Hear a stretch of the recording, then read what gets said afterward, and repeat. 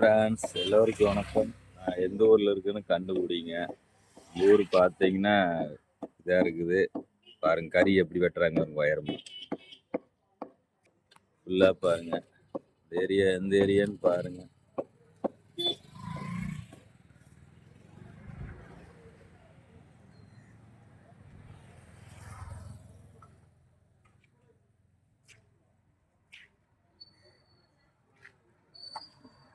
என்ன ஏரியான்னு முடிஞ்சால் கண்டுபிடிங்க. நான் நேற்றே பார்த்தீங்கன்னா அது கிளம்பிட்டு இந்த ஊருக்கு நான் ஒரு ஷார்ட்ஸ் போட்டிருந்தேன் எந்த ஊருன்னு கண்டுபிடிக்கினேன். சில பேர் கோபினாங்க, அப்புறம் சில பேர்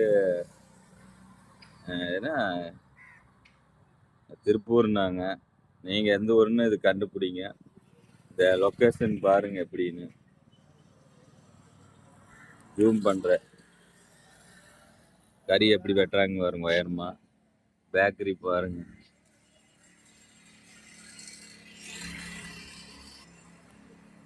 என்ன ஊருன்னு முடிஞ்சா கண்டுபிடிங்க. பார்க்கலாம் எத்தனை பேர் கண்டுபிடிக்கிறீங்க பார்க்கலாம். ஆனால் ஊர் பார்த்தீங்கன்னா கிராமம். இது வந்து பார்த்தீங்கன்னா கிராமம் தாங்க, ரொம்ப கிராமம். இங்கே வந்து பருப்பு விலையில ரொம்ப கம்மி உண்மையில். நான் பருப்பு வாங்கினா அங்கத்துக்கு இங்கே பார்த்தீங்கன்னா ரொம்ப டிஃப்ரெண்ட். 90 ரூபா டிஃப்ரெண்ட்டு. அங்கே 200 ரூபாய்னா இங்கே 110 தான் பருப்பு வாங்கினேன். உண்மையில விலை எல்லாமே குறைச்சி தான் இருக்குது. போன டைம் வந்துங்க வந்து இந்த மாடி மேலே தான் படுத்து தூங்கினோம். இந்த மாடி இருக்கு பார்த்தீங்களா, இது மேலே தான் இந்த ஏணியில் ஏறி மேலே போய் படுத்து தூங்கினோம். இது என்ன ஏரியான்னு கண்டுபிடிங்க.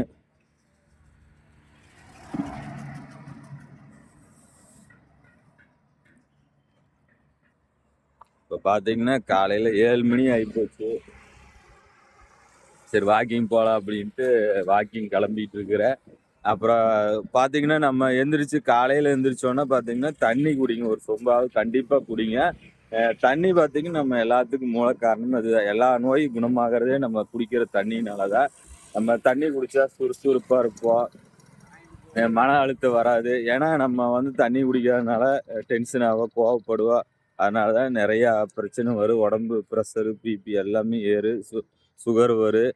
அதனால் வந்து எந்திரிச்சோன்னே நீங்கள் வந்து தண்ணி நிறையா குடிங்க. எந்த அளவுக்கு தண்ணி காலையில் வெறும் வயிற்றில் குடிக்கிறோம் அது நல்லது.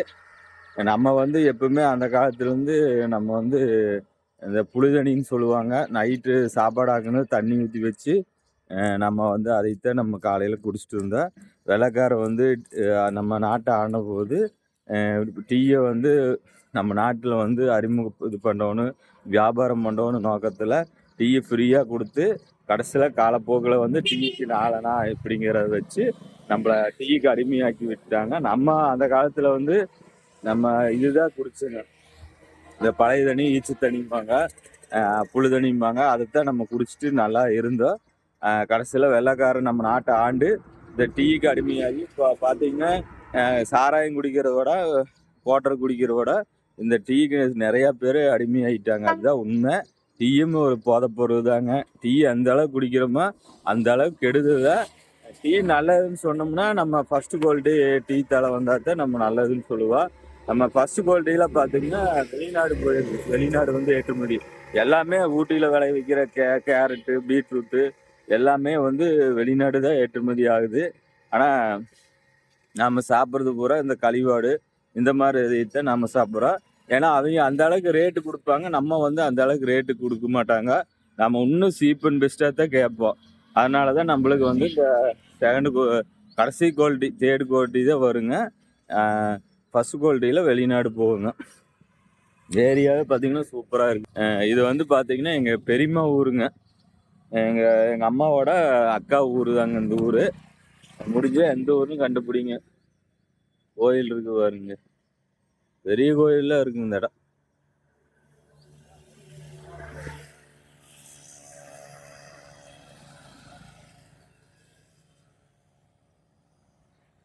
சாமி பாருங்க, கோபுரம்லாம் பாருங்க நல்லா தெரியும். சரி பேன்ஸ், நான் இப்போ கிளம்பிடுவேன். சரி நேற்று ஒரு ஒரு சோழியாக இங்கே வந்தாங்க. மாமனார் தான் வந்தேங்க. அதனால தான் சரி தங்கிட்டு நீ காலையில் கிளம்பிடுவோம். சேம் ஃப்ரெண்ட்ஸ் வீடியோ பார்க்குறீங்க கொஞ்சம் சப்போர்ட் பண்ணிக்கிட்டீங்கன்னா கொஞ்சம் எனக்கு கொஞ்சம் நல்லா இருக்குது, ஆறுதலாக இருக்குது. சேம் ஃப்ரெண்ட்ஸ் ஏதாவது நான் பேசுகிறது குறையா இருந்தால் எதாவது இருந்தால் கமெண்ட் பாக்ஸில் கமெண்ட் பண்ணுங்கள். எனக்கு தெரியாது, சில பேர் செல்லு நேராக பிடிக்க தெரியாதுன்னு சொல்கிறாங்க. என் பெரிய பொண்ணோட ஃப்ரெண்டும் கூட உங்கள் அப்பாவுக்கு செல்லே பிடிக்க தெரியாது, நான் வேணா என்ன செல்லு பிடிக்க வரட்டா அப்படின்னு கேட்டாங்களாம்மா. எனக்கு செல்லுலாம் கரெக்டாக பிடிக்கணுன்னா என் கை ரெண்டுமே பார்த்திங்கன்னா வலிங்க.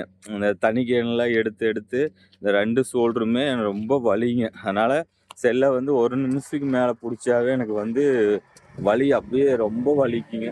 அதனால தான் செல்லை வந்து ஒருக்கா கரெக்டாக எடுப்போம், ஒருக்கா செல்லு வலினால அப்படியே விட்டுருவேங்க. சரி ஃப்ரெண்ட்ஸ், ஒரு சின்ன வீடியோ, நெக்ஸ்ட் வீடியோ பார்க்கலாங்க. எல்லாத்துக்கும் பாய்.